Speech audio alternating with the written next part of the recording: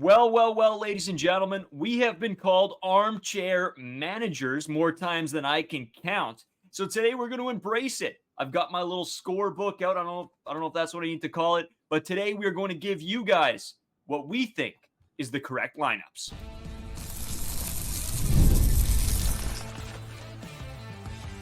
You are Locked On Blue Jays, your daily Toronto Blue Jays podcast. Part of the Locked On Podcast Network, your team every day. Welcome back to Locked On Blue Jays. Thank you for making Locked On Blue Jays your first listen every day. We are free and available wherever you get your podcasts and on YouTube. We have the Locked On Podcast Network, your team every day. Today's episode is brought to you by Prize Picks, the easiest and most exciting way to play daily fantasy sports. Go to prizepicks.com/LockedOnMLB and use code all lowercase LockedOnMLB for a first deposit match up to $100. Well, before we get into today's episode and our lineups that we think the Toronto Blue Jays should follow, we want to let you guys know that we are headed to the 6 on May 17th to the 20th. We're going to be down there for a series against Tampa. Country night, I think, on the Friday. Carter, we might have to do it up, bring out the Manitoba Cowboy hats and sort of rock and roll there for a little bit. It should be fun. We're pumped up. There's going to be a ton of content. We're actually going to give you guys like what sections we're going to be sitting in. So, if you see us at the game, if you want to come over and say hi, come over. We're down to talk some Blue Jays constantly. So calm down, have a discussion. Tell us what you think. If you agree with us most of the time, if you don't agree with us most of the time, whatever. And make sure you guys hit the subscribe button here on YouTube. We appreciate everybody watching, listening, everything on every other platform as well as our TikTok and Instagram at Locked On Blue Jays, as well on Twitter, Braden 5 Wasco, Carter First Two. You guys are loving the TikToks and Instagram and YouTube Shorts or whatever. That you guys have been killing it. It's been tons of fun.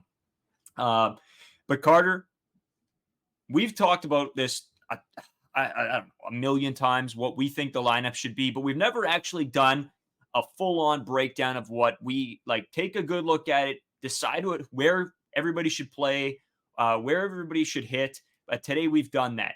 So I don't know how you want to roll with this. I don't know if you want to start, if you want me to start, if we want to go through 1-1, 2-2, whatever. I don't know. What do you think?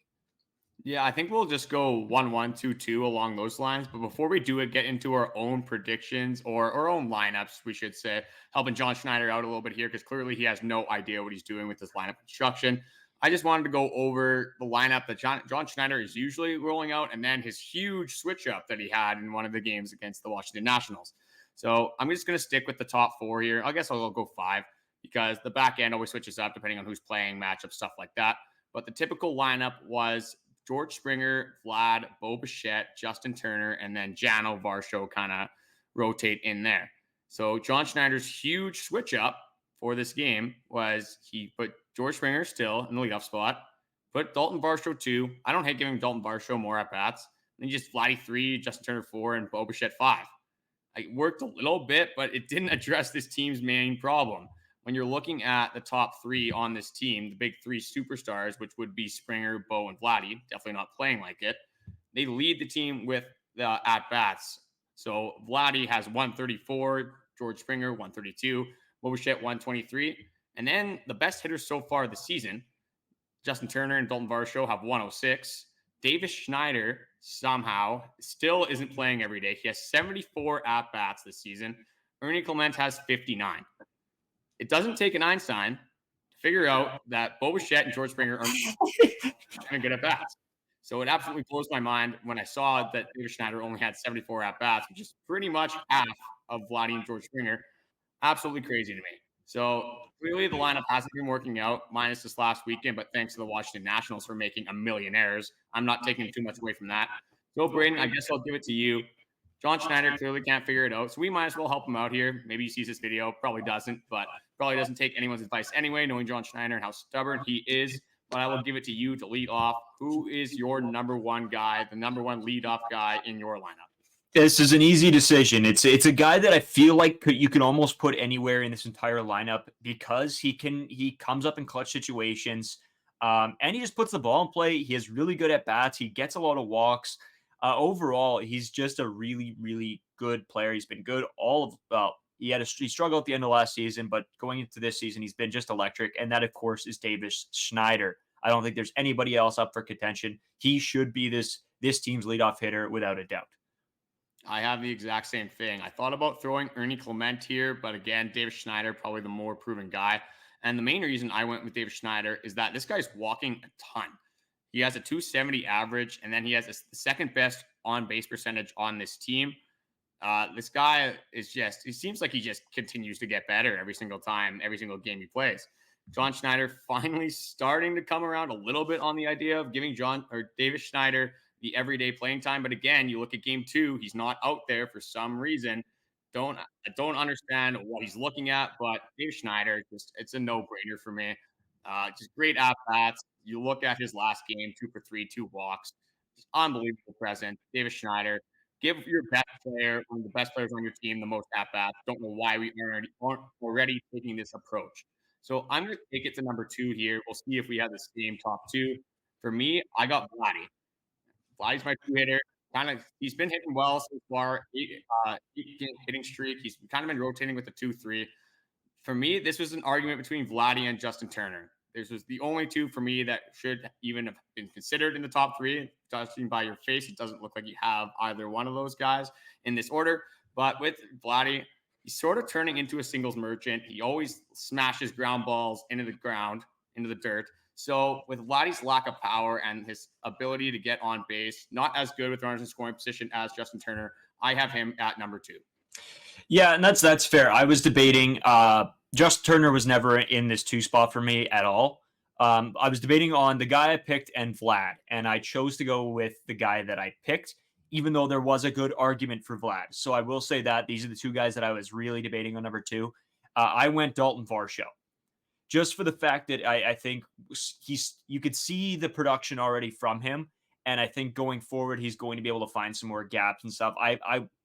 I think he's one of those guys that's going to continue to get better as well.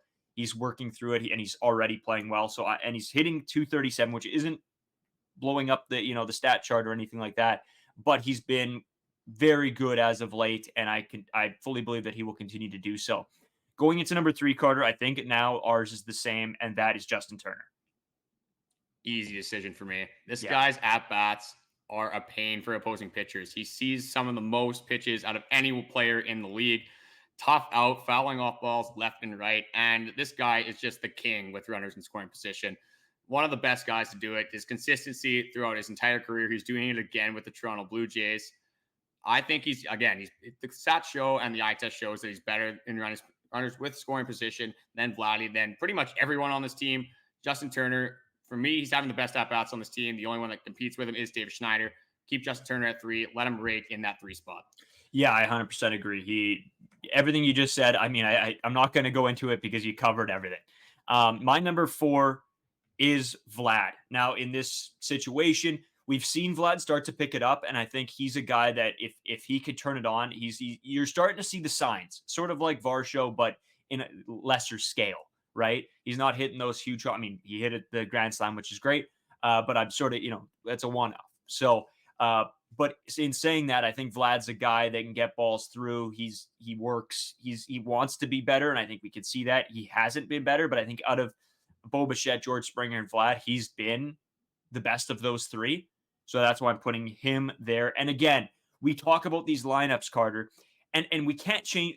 We're sort of mixing what we think with reality here. This isn't a complete, what do we want to see? Because if we wanted to see stuff, it wouldn't necessarily be 100% what we're putting on paper here. But we're trying to mix a little bit of what we think is a possibility that John Schneider actually does compared to what we want to see. So that's why I got Vlad at 4. How about you, Carter? Yeah, my only argument with Vlad and Daulton Varsho is that Vladdy's upside is way higher than Daulton Varsho, so I want to give him the most at-bats he can have, and especially with that he has been picking it up recently, I think giving Vladdy more at-bats would definitely not be a bad thing. For me, number 4, we say it on this podcast all the time, ride the hot hand. Who is the hottest Blue Jays hitter right now? It is Danny Jansen. This guy is absolutely raking. He hits doubles, home runs. This guy is a power bat. Pull side home runs. I absolutely love watching this guy hit. I have to go over this guy's stats. Again, small sample size because he was hurt a lot of this year. A 297 average, an OPS of 1085. Absolutely insane. A slugging of 676. What is this guy not doing right? He's a great defensive catcher. Not the greatest base runner, John Schneider. Don't do that again. But power bat. Love seeing Jano crush baseballs. The no gloves approach, the grittiness in Jano's play. Love seeing that. And like I said, got to ride the hot hand. He's raking right now. Why not throw him at 4? He's going to provide the clutchness. Danny Jansen, known as one of the most clutch players on the Blue Jays. That's why I have him at number 4. And I like that a lot. And I think I went to take this as a more realistic approach than compared to you did, because I will not see that Danny Jansen hits 4 in this lineup ever, to be honest with you. The it problem just won't happen. Is that George Springer is still hitting 1. Realistically, John Schneider's just not going to change.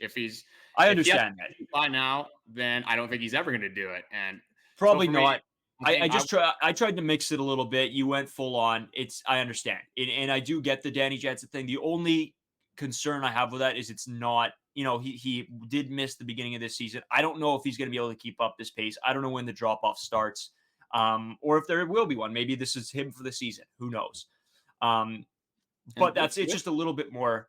No, with go ahead. Jano, I don't think it's that unrealistic seeing him at 4. You've seen him at 5 multiple times already this season. What's moving him up one more spot? If he continues to mash baseballs, he continues to hit for power. I don't see how this is that out of the realm of realistic. I just think John Schneider won't do it. That's where I'm at. John Schneider's incompetence is what would be stopping this move. Realistic, if you're just taking the stats completely out of it, you take the names completely out of it and just rely on the stats. You see Danny Jansen is the best hitter on this team right now. Again, small sample size. Does he keep it up all year? I guess we'll have to find out, but I would love having Jano in the 4 spot. So I'm going to go to number 5 here, and this is your number 2 guy, the guy that's having great at-bats. Self-explanatory for me, Daulton Varsho, second on the team in RBIs, a power hitter, provides a little bit of pop from that left side. I love Daulton Varsho in this 5 spot. See, and I agree with you. I think he's great, but this is where I'm putting Bo Bichette. Just because, again, from the realistic standpoint, I don't think he's having a season that I don't want to see him at the plate. But realistically, Bo Bichette isn't going to drop out of the 5 hole. It's just not going to happen. And I fully believe that George Springer probably won't drop out of that either, but it needs to happen. So that one is a little bit further for me. But the Bo Bichette at 5, it's more so of I just can't see a world where Bo Bichette's not in the top 5 of this order, more so than he deserves to be there.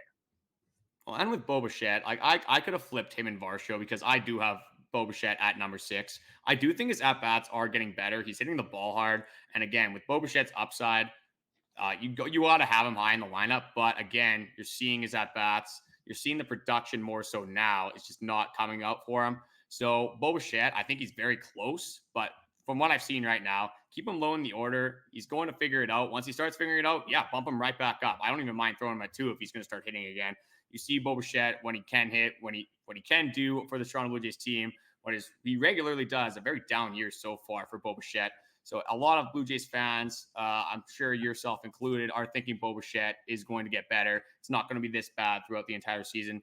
But I did go for my number 6. So Braden, I'll throw it back to you for your number 6 in this order.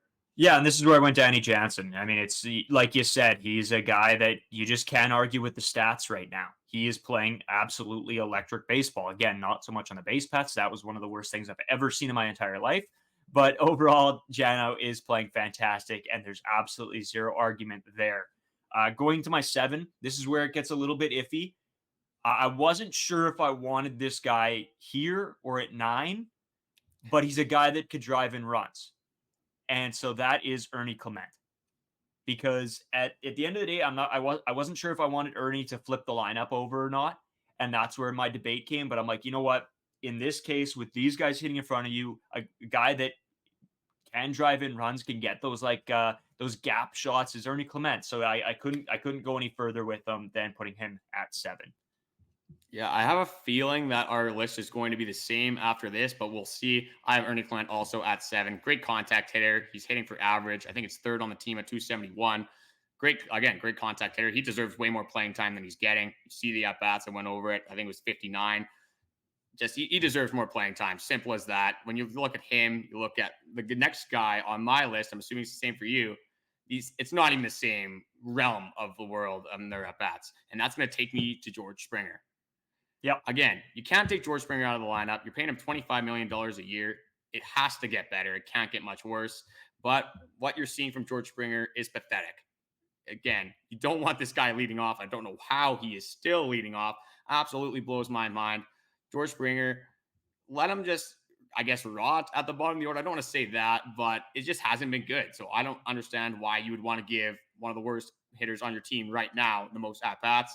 That's why I have him drop all the way to 8. Again, is this permanent? Absolutely not. If George Springer hits 8 all year, where are we going to be as the Toronto Blue Jays team? Oh my God, don't even want to know.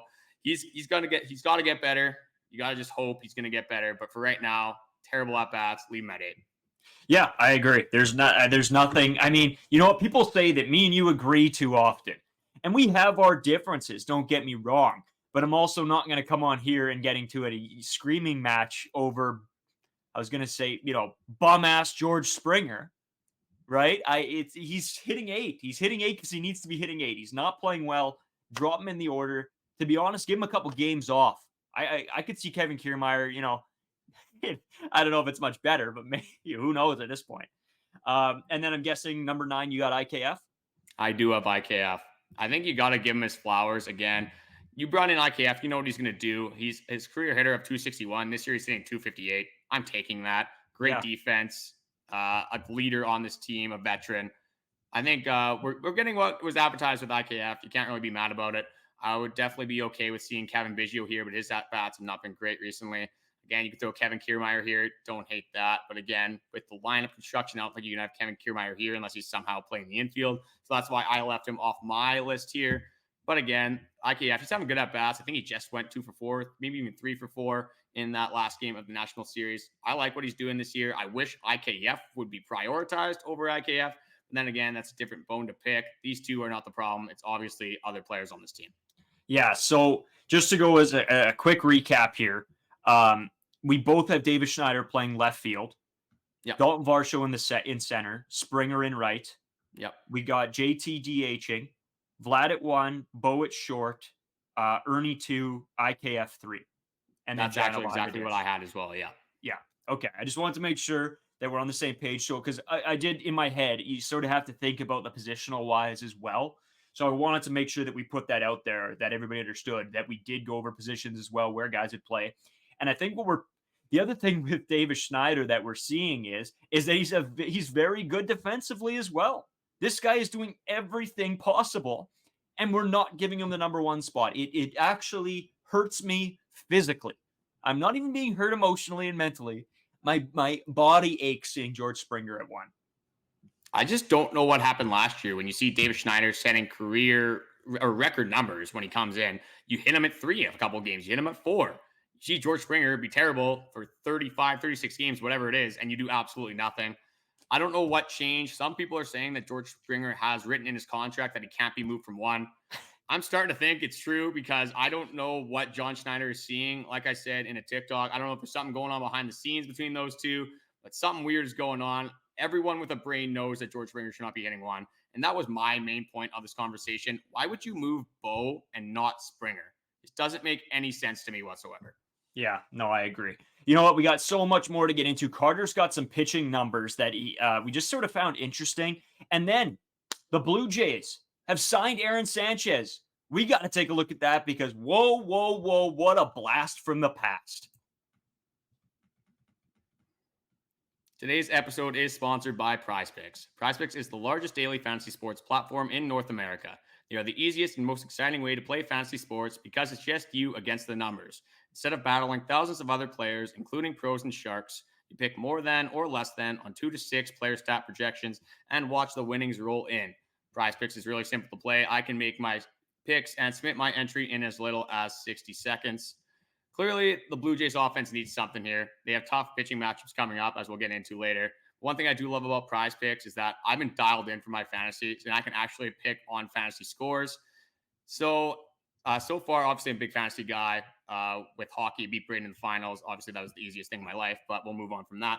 But what I'm ratting on is I'm hoping Bichette has a good series here with the Phillies, so I have him more than 7 fantasy score. Vladdy, as I mentioned, he's on an 8-game hitting streak, so I have him going more than 7. And then I'm not even going to get into George Springer. You know how I feel about George Springer. hammer less than, not even a debate. So if you want to join me or go against me, whatever you feel, you can download the app today and use code LOCKEDONMLB for a first deposit matchup to $100. That's code LOCKEDONMLB for a first deposit matchup to $100. Today's episode is also brought to you by Monopoly Go. And I know what you're saying. Wow, you guys talk about Monopoly Go a ton. And you're right, we do. It's a great game. Everybody's playing it. Carter's playing it. I'm playing it. A bunch of our friends are playing it. Locked On. All the hosts are playing it. It's a very fun game. And the best part about it is you can team up with your friends for timed tournaments where you work together to build up each other's boards. The more you win together, the more awesome prizes you unlock. And there's so much to get. Unique stickers that you can trade with a friend, complete prizes. Cool new playing pieces to travel the boards, hilarious emojis for taunting friends, and you smash their buildings or heist their vaults. Plus, Monopoly Go feels new and exciting every day with consistently changing tournaments and challenges. A ton include their own unique mini games, and there's always new timed events that help you win big, like massive multipliers for everything you win or rent frenzies. There's always something fun to discover in Monopoly Go, so get off the bench and go download it free on the Google Play or the App Store. Game on. So the lineup talk, I mean, it's just, it just hurts my brain a little bit because I feel like everybody online and us together, all of us, sort of know that it is time for a change. But Carter, let's talk about something that, maybe gives us a little bit of hope here. Let's talk about some pitching stats. Does it give us hope, or are you trying to rip it away from us here? I'm not sure which direction you're taking us here. I got three, and I'm going to phrase this as the good, the bad, and the ugly. I love it. As we're going to start with the good things here, because I feel like we've been unbelievably negative on this podcast. But with the product on the field, I don't think that's our fault. I think that's more of a Blue Jays problem than it is our problem. So for Friday's episode, I think we're going to do a full breakdown on stats. So I'm not going to get too stat heavy with this, but I did want to give my flowers to one of our aces. We got two on this team, but this is one that was probably the undisputed one going into the season, and that is Kevin Gausman. He is so back, and I love seeing this guy just absolutely dialed on the mound. Great outing, obviously, against the Nationals, but I'm going to go over this guy's last 4 games.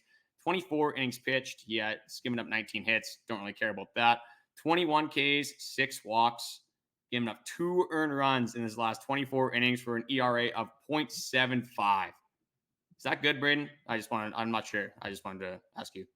Well, Carter, I don't even know if minor league pitchers could ever throw something like that. I don't know if children playing T-ball could do better than that. Just absolutely insane from Kevin Gausman. The velo was up on his fastball. His splitter is absolutely unbelievable. Just absolutely drops off out of the batter zone, the strike zone. Unbelievable. It's so hard to pitch. As we say on this podcast, the MLB term we love going to, swinging a garden hose out there, and that's what Kevin Gausman does on a daily basis. I love seeing this guy just dial in on the mound. It's so fun to watch this guy. Yeah, Kevin Gausman, one of our 2 aces. It's like when you're dealt 2 in poker. You just know you're going to have a good hand. And that's what we were given. The Blue Jays were given an opportunity always to have good outings from their pitchers. I mean, even Chris Bassett, a good pitcher. Yusei Kikuchi's been absolutely electric. Like it's tough to argue with this starting 5 that we have rolling. I mean, usually, Alek Manoah was a bum, but other than that, everybody else has been doing their job, doing exactly what we needed of them. And Kevin Gausman, rough start to the season, obviously, injury trouble, then coming back, not having his great first couple outings, and he's bounced right back to the Kevin Gausman we all knew he could be. So yeah, just electric. Yeah, it seems with the Toronto Blue Jays team, the theme of this season is we have 2 aces. You get dealt 2 aces off rip. You got Jose Barrios, Kevin Gausman. But then somehow you go against the full house. We get absolutely destroyed. The offense ruins it for him. So with that, I'm going to move into the bad. This guy, I said on the last episode, I wasn't sure if he was just getting unlucky. It kind of seemed like he was a little bit, but I kind of debunked my own opinion there. Hand up, I was wrong here. So Henny Cabrera has given up 13 runs. Only 9 of them are earned over 13 innings. But again, you're going to have 9 earned runs over 13 innings. Not great. I looked at his Ks and his walks. 8 Ks, 8 walks. Speaks for itself. Not great. And the problem with Henny Cabrera, get the sinker out. Like, don't even throw a sinker ever again, please. Guess what his batting average is off the sinker. Opponent batting average. 278. 360. Or sorry, 330. Jesus Christ. 636. That's what it is. I don't know why I had such a hard time getting that. 636? 636 batting average off the sinker. That's Again, disgusting. the expected numbers are a little bit better, but not great. Again, 491 is the expected. They're slugging 1,000 even off this pitch. Absolutely terrible. Just retire. Just get it out of here. Again, don't throw it ever again. It's not going well. Henry Cabrera, again, the numbers speak for themselves. Just stop them. Don't throw the sinker. Just Don't throw it. Don't throw it. Those are the worst. I would have never guessed that if you would have given me like a million tries. Oh, it's absolutely terrible. And that's only the bad. So the ugly, as we know, 2 games back to back. Eric Swanson, just not great. Again, this guy's situation is a little bit tougher when you think about it because of his son. He had 2 injuries in in spring training and the regular season. Pretty much everything that went wrong for Eric Swanson could go wrong. But again, you're a professional pitcher, MLB player. You got to kind of figure it out. And again, Eric Swanson, when you look at the stats, you look at the eye test, nothing's going right. Clearly, he's not pitching well. And the main thing, again, I didn't really need the stats to back this up, but it's his location. He's not locating whatsoever. He's throwing fastballs right over the middle. The splitter isn't going low enough in the zone. He's leaving it over for strikes. And as you should know, well, maybe not should know. I shouldn't assume that. But with a splitter, when you release it too high, you're not really getting that downward action. And again, it's just almost like a meatball coming down the middle. Whereas you release it farther down the zone, it has a better opportunity to break farther down with a sharper break. So the splitter, he's throwing it over the middle, as you saw with Eddie Rosario. Again, not necessarily over the middle on that pitch, but too high. Eddie Rosario absolutely crushes it when he was not hitting well whatsoever. Again, hopefully it's going to get better. I'm a little bit worried about Eric Swanson. I can't say I'm not with the 16.5 ERA. Like, you got to be worried about this guy.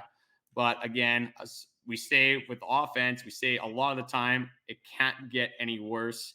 Hopefully it can't get worse than a 16.5 ERA for Eric Swanson. And it's a tough situation with all these bullpen injuries. Again, John Schneider, I'm going to give him a break on this one. You shouldn't be throwing Eric Swanson high leverage, but who do you really go to? Again, all these pitchers are injured. You have a ton of bullpen arms injured, not performing very well either. So they're throwing a ton of pitches, just not a lot of people ready. Tough situation for the bullpens, tough situation for Eric Swanson. But again, it's got to be better. Yeah, it does. And I'm a big guy that you also have to look outside of baseball at what's going on. I'm huge into that because baseball is such a mental game. I swear it's 95% mental, 5% baseball. Honest to God, it's about your confidence level. It's about how you're feeling. It's about how you come into the game. It's huge. And Eric Swanson, I mean, he was dealt crap this year. He was absolutely. You know how we always say we were dealt 2 aces and we're lucky. This guy was dealt a 10 and a 2. It was or 7 and a 2, whatever you want to say. Not good. It's just tough. It's tough to see because he was a guy that I think everybody was quite high on at the end of last season. And going into this year, I think everybody had such high hopes. And then just some brutal things happen to this guy. So I give him a little bit of a break. But I think moving forward, we have to start seeing it going in a new direction because you can't go the whole season like this and pretend that it's not terrible when it's terrible. Well, and Eric Swanson's in trouble when he's throwing a slider. Because this guy's typically a 2-pitch pitcher. When he's going to a slider, you can tell it's not working. He's trying to just throw something to get people out. So with Eric Swanson, yeah, tough upbringing so far this season. Hopefully it can get better. I think it will get better. This bullpen will get healthier. Again, as we say on this podcast all the time, pitching probably not the problem. A little bit worried about the bullpen, but mostly worried about this offense. So a huge series coming up, obviously, and a huge signing actually today, bringing me back to those 2015, 2016 vibes with Aaron Sanchez. But before we do head into that, I want to throw it over to our 24/7 Locked On streaming channel, Locked On Sports Today or Amazon Fire TV channels app, either one, 24/7, whether it's the NBA playoffs or NBA playoffs, NFL free agency, whatever it is. Tune in to one of those 2 channels, and we'll get into this series and Aaron Sanchez right after this. Sorry, hold on. Before you go, I didn't know if people heard my computer go off, but apologies if that happened. Anyway, Carter, go ahead. So this episode is also sponsored by DoorDash. Mother's Day is coming up quickly, and if you have not already, you should start thinking of some gift ideas to show your mother how much they mean to you. Whether it's flowers, gift cards, self-care essentials, or a gift specific to your mom's interest, DoorDash makes the delivery process a breeze. Pair flowers with a gift card so she can celebrate any way she wants. Is she a bookworm? Try a bookstore gift card. Does she love a good latte? Get a gift card to her favorite coffee shop. You cannot go wrong with DoorDash.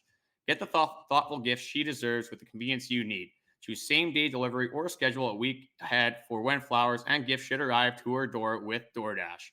Get all your Mother's Day gifts all in one place and get 50% off your next order, up to $15 when you spend $15 or more on your next flower, convenience, grocery, retail order now with the code LOCKEDONMLB. That's LOCKEDONMLB. Order using DoorDash today. Terms apply.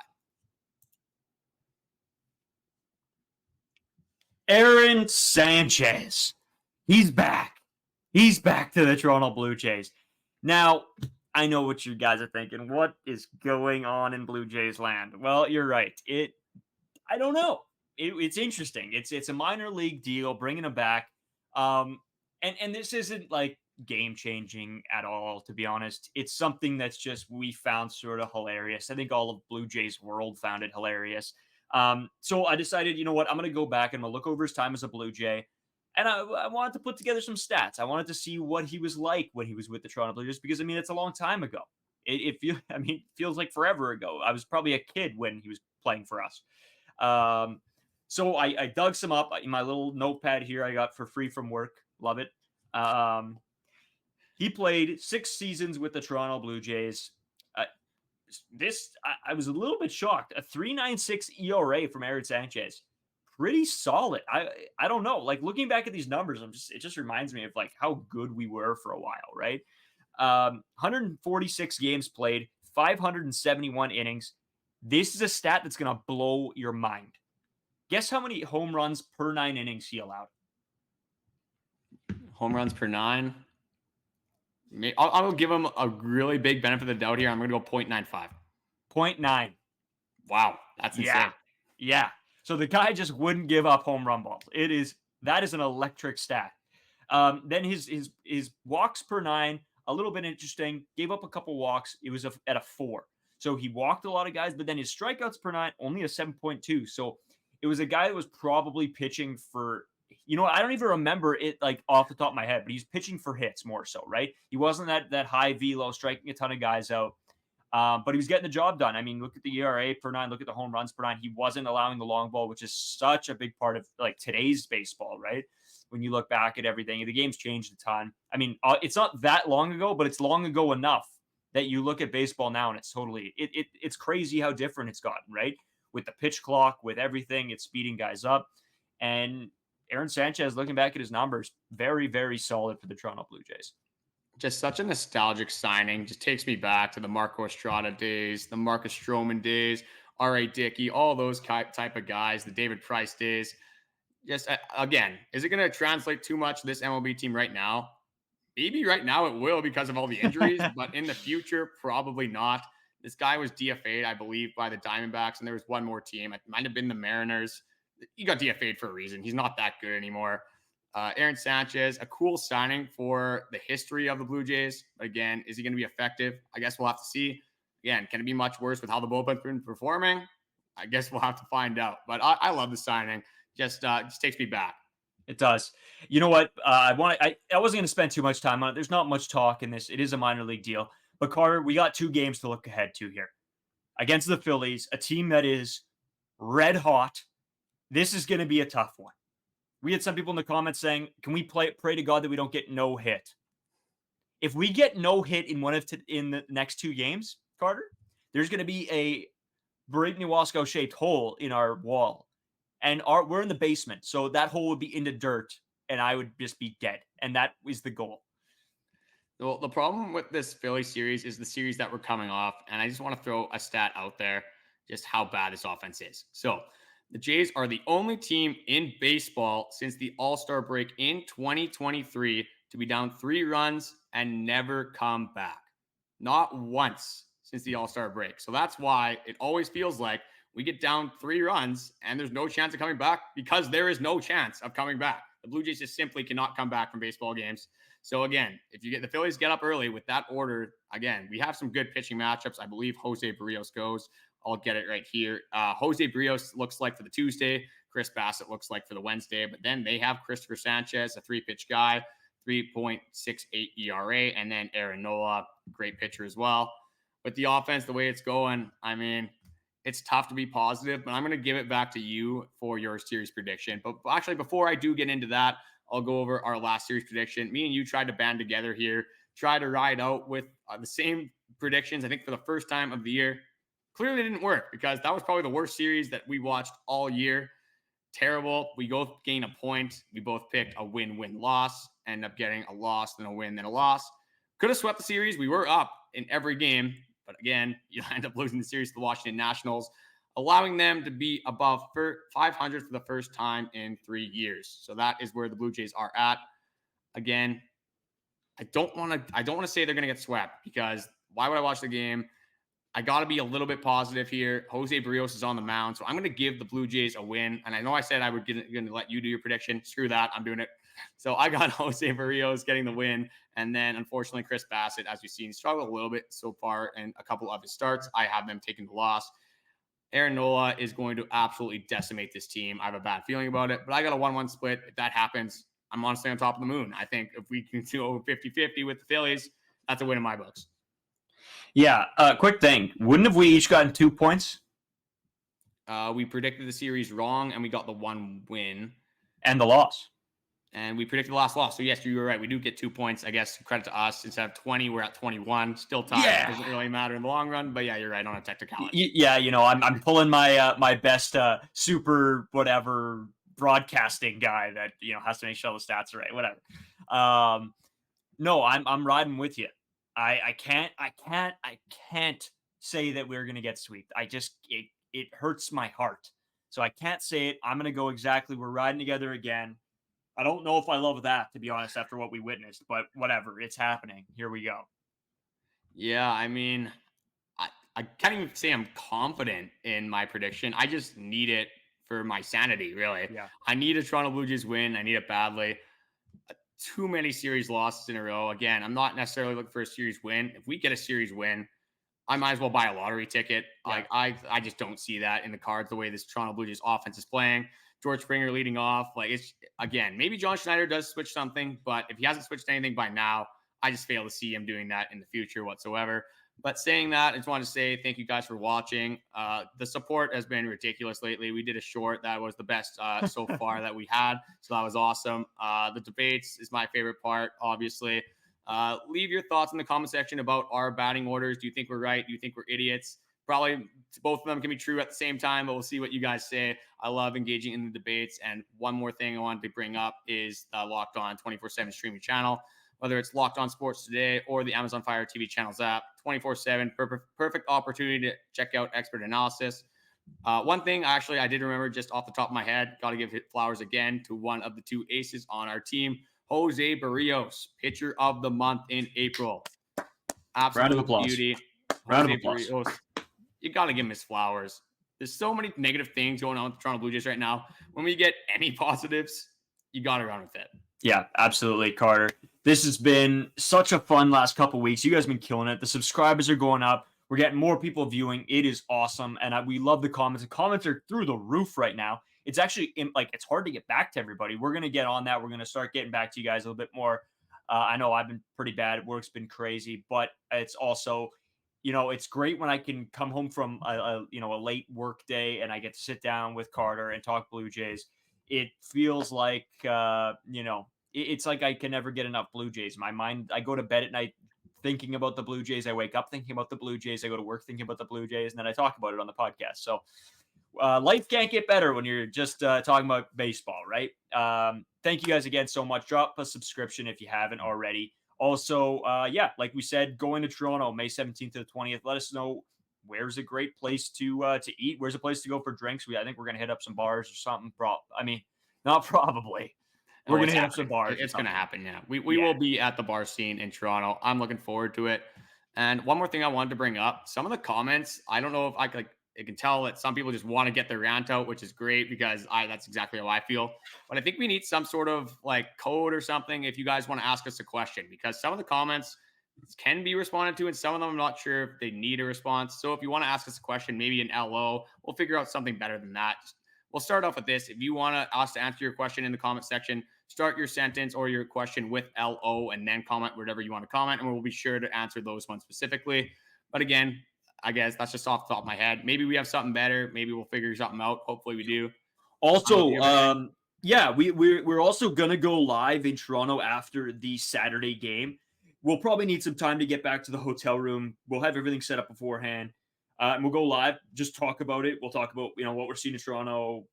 Talk to you guys. Just sort of have a couple beers, chill out. See, let you guys say what you want to say too.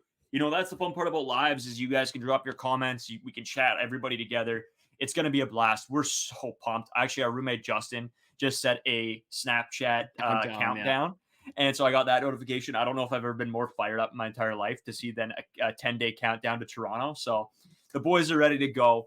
Locked On Blue Jays boys, me, Justin, Carter, and Jarvis are all coming down to Toronto. It's going to be an absolute blast. A couple beers will be consumed. A couple dogs will be eaten. Hopefully a couple Blue Jays wins on top of that. I'm so ready. So ready.